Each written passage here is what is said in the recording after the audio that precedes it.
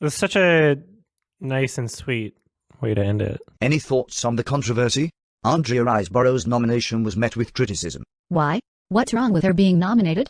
She's doing a good job. I'll explain in a second, Olivia.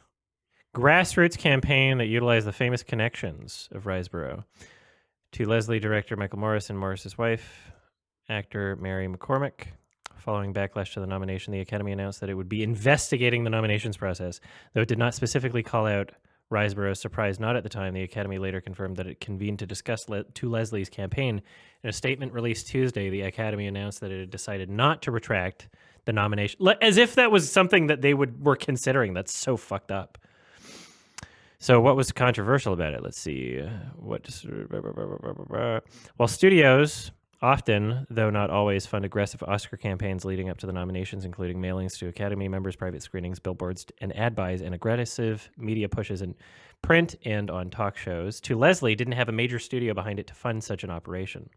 Riseborough did not appear on the cover of magazines leading up to the nomination voting window, nor did she make the rounds on daytime television. Instead, Morris and his wife reportedly took matters into their own hands and called all the actors they knew who might have connections in the Academy. Only members of the actors branch in the Academy vote for the nominations in the acting category, so they focused on actors like Charlize Theron, Kate Winslet, Jennifer Aniston, Courtney Cox, and more, reaching out personally and asking them to watch To Leslie and consider Riseborough's performance. Los Angeles Times reports that Morris and Riseborough worked with publicists at Shelter PR, who teamed up with the actor's publicist and called the director's network of celebrity friends throughout the holidays, right before voting for Oscar nominations. Voting for Oscar nominations was going to start. The result was a massive wave of support from Riseborough's peers. Gwyneth Paltrow reportedly hosted a screening of the film in January. Demi Moore, Kate Winslet, and Amy Adams were enlisted to lead post-screening Q&As as voting was taking place. Others like Edward Norton, Helen Hunt, and Susan Sarandon reportedly championed Riseborough's performance on social media. Cate Blanchett even gave her a shout-out at the Critics' Choice Awards.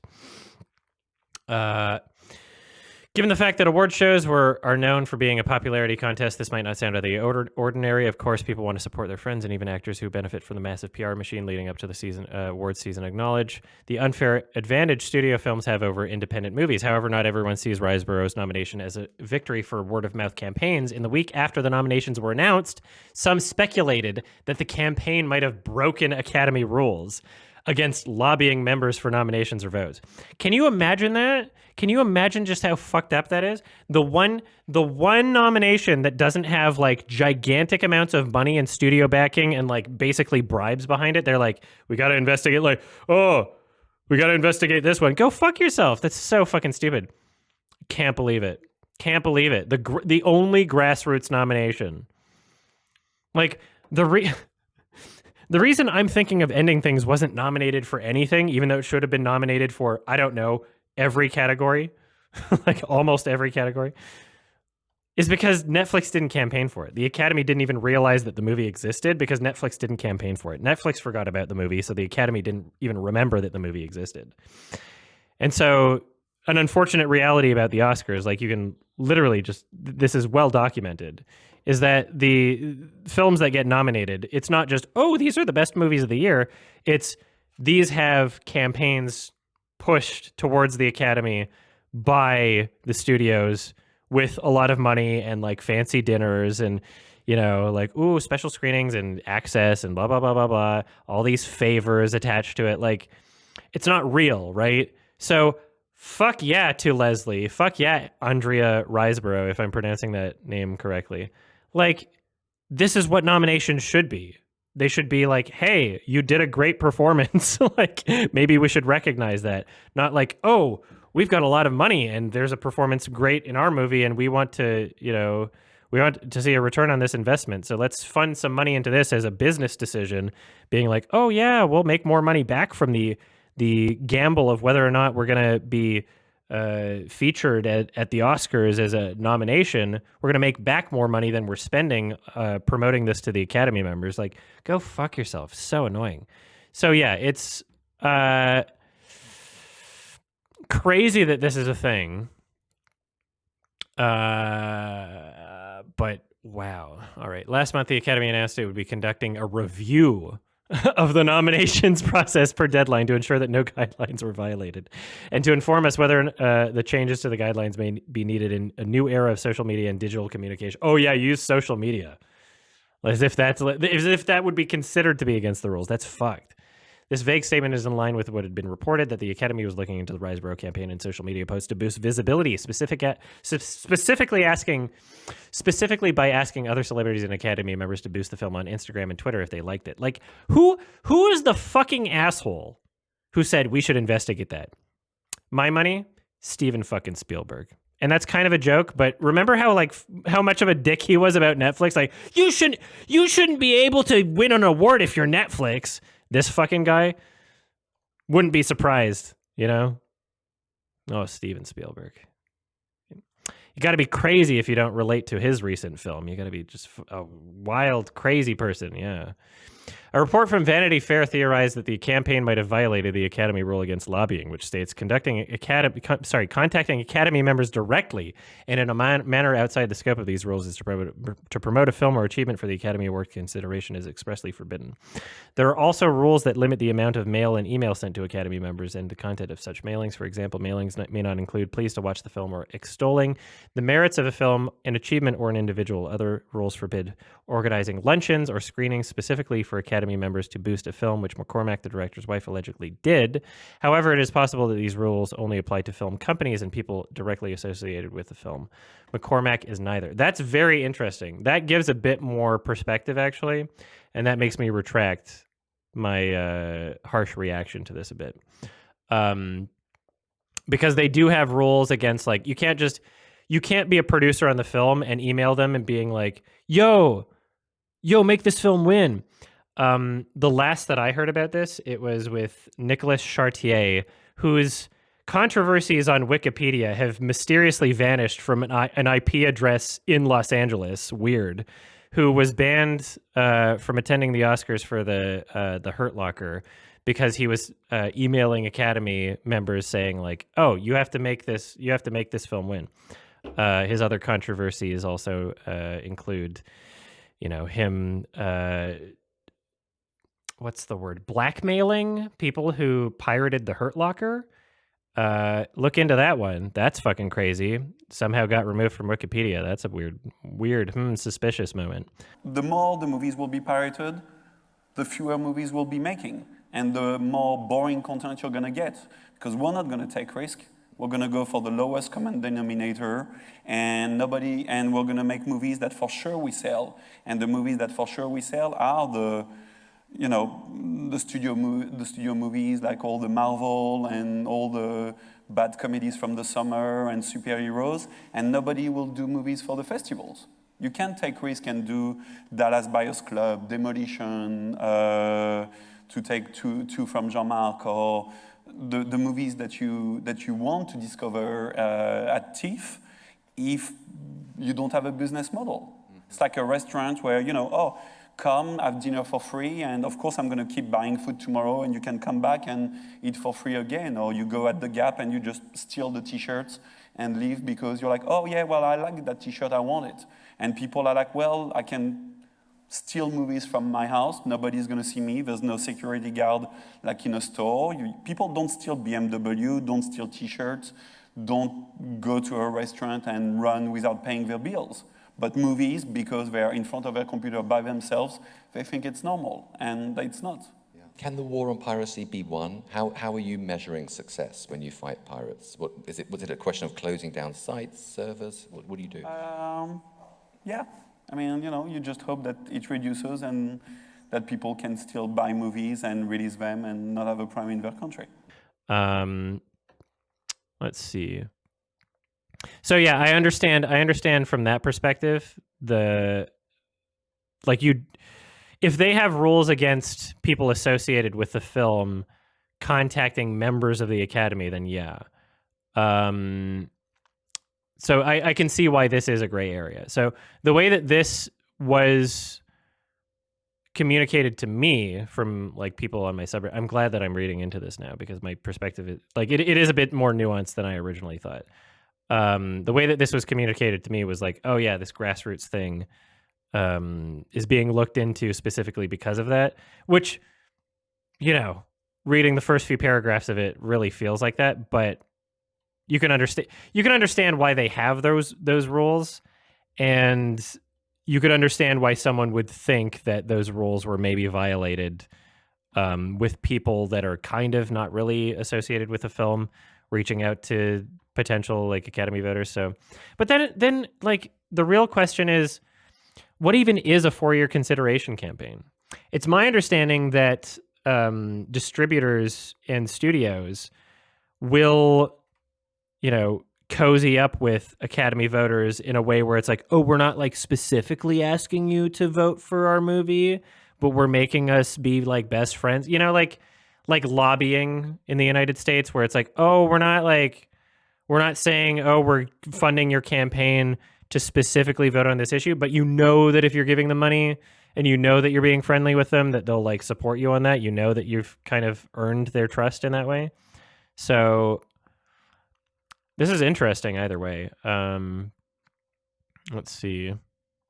In their statement regarding the investigation of the campaign, the Academy did not specify what rules they suspected to Leslie's team to have broken. However, they noted, we did discover social media and outreach campaigning tactics that caused concern. The statement continued, these tactics are being addressed with the responsible parties directly. It's likely has to do with the rule mentioning other nominees in promotional material or attempting to cast a negative or derogatory light on a compelling film or achievement. What? As reported by Variety, the official To Leslie Instagram account came under scrutiny for a post that seemingly singled out Riseborough's performance in contrast to Blanchett's. Ooh, that's interesting. The post has since been deleted. Actor Frances Fisher has also gotten some backlash for specifically naming other actresses competing for the nomination in her pro-Riseborough Instagram post. Okay, so this is not what... Okay, I'm glad I read into this because what I repeated on the podcast, that's a much more simplified version than what actually happened. I'm glad that this is why I look into things, Remember the Kimba video? You actually want to like read what you're talking about so you're not like just repeating information just being full of shit. Oh, here we are. So in the comments to this, in the description to this post, it says, seems to be that Viola, Michelle, Danielle, and Kate are a lock for their outstanding work. So was that the mere mention of them? I can see why there was an investigation. I can see why there was an investigation. This is very interesting. Well, I can understand from both perspectives because the Academy is trying to maintain their status quo and the rules. Obviously, there's rules that they have to have. Nicolas Chartier is a piece of shit. I'm glad he was banned from the Oscars for that year because he's an absolute, in my opinion, because he's known for going after people legally. In my opinion, he's a piece of shit. These rules exist. So I can understand from that perspective, but at the same time, I also understand from To Leslie just having like no money and needing to find a way like, okay, we know that we have a performance here that should be nominated for the Oscars. We know that we have something that quality-wise, talent-wise should be recognized on a large scale. You can say what you want about the Oscars or the Academy, but it does provide a platform. It does provide opportunities. Getting Oscar nominated means something in business terms, career success, and I thought the performance was great. I thought she should be recognized.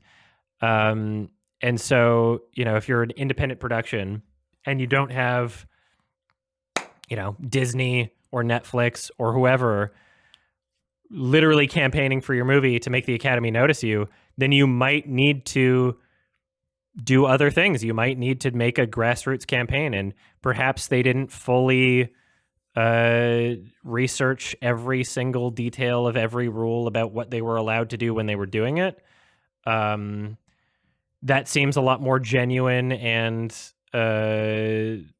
legitimate and actual grassroots than Nicolas Chartier, who was already nominated, saying, "Hey, make sure this wins," or whatever the fuck he did. Fucking asshole. He's mostly if it was just that, I wouldn't be calling him an asshole. In my opinion, he's an asshole. But it's his blackmailing of people that pirated the Hurt Locker. Like, trying to fleece them out of like tens of thousands, hundreds of thousands of dollars or whatever happened. I'm gonna have to, not fact checking that right now, but look it up. Look it up. In my opinion, allegedly. Anyway, so yeah, I'm glad we looked this up, and I will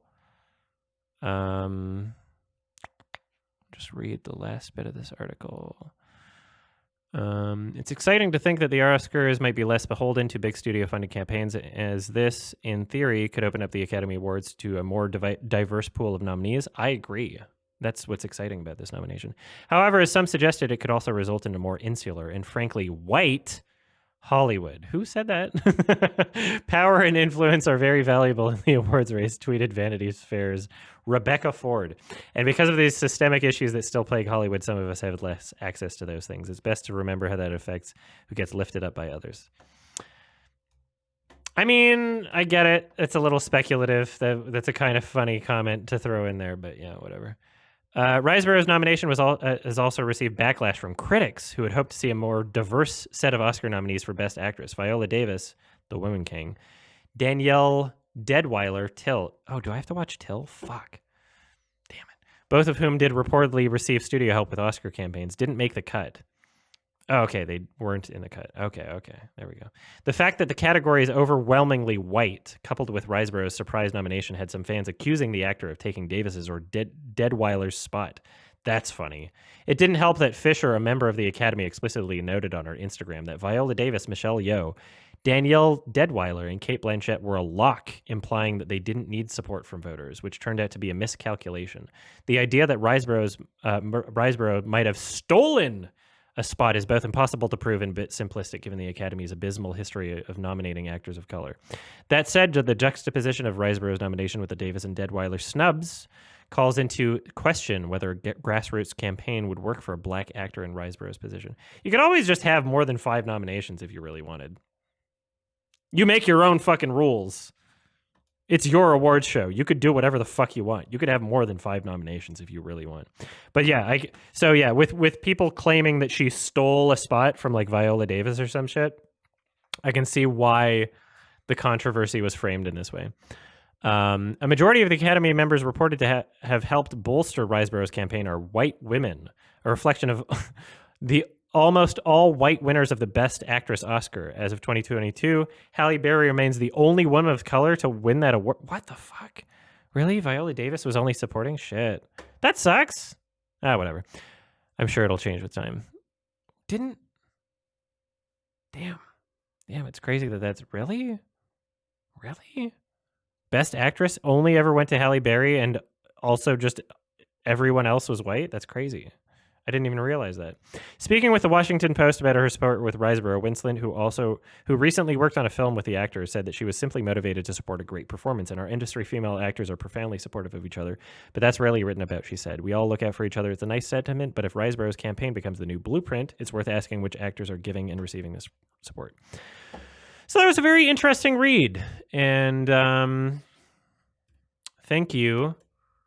What was the publication? New York, thecut.com. That was an interesting read. Thank you, whoever posted that.